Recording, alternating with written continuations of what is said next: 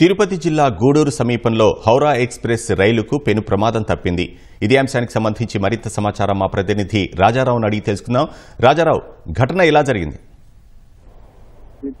తిరుపతి జిల్లా Gudur railway junction లో ఈ పెను ప్రమాదం తప్పిందని చెప్పొచ్చు. ఈ రోజు ఈ రైల్వే జంక్షన్ పరిధిలో హౌరా ఎక్స్ప్రెస్ రైలు వెళ్తున్న సమయంలో ఒక ట్రాక్ మీద, అంటే ఈ ట్రాక్ కూడా గత వారం రోజులుగా మరమ్మతులు చేస్తున్నారు. ఈ ట్రాక్ పైన ఒక పట్టా విరిగిపోవడంతో వెంటనే స్థానికంగా ఉండే సునీల్ అనే ఒక యువకుడు వేగంగా సమాచారం ఇచ్చారు. రైలు పట్టాలు విరిగి ఉండడం గమనించాడు. దాన్ని రెడ్ క్లాత్ ను కట్టిన హౌరా ఎక్స్ప్రెస్ లోకి పైలట్ ను అప్రమత్తం చేయడంతో పైలట్ కూడా వేగంగా స్పందించి రైలును అక్కడే నిలిపివేశారు. దీంతో ఈ ప్రమాదం తప్పిందని చెప్పవచ్చు. ఇది హౌరా నుంచి బెంగళూరు వెళ్తుంది. ఇది 12-863 హౌరా ఎక్స్ప్రెస్ రైలు నెంబర్. ఇది ఇదంతా కూడా ప్రయాణికులు ఒక్కసారిగా అసలు ఏం జరిగిందనే దాని మీద అందరూ కూడా భయపడిపోయారు.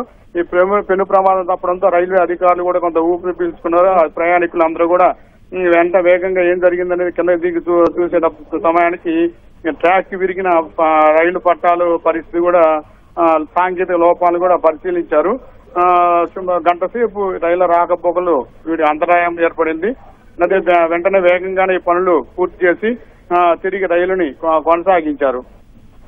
ధన్యవాదాలు రాజారావు.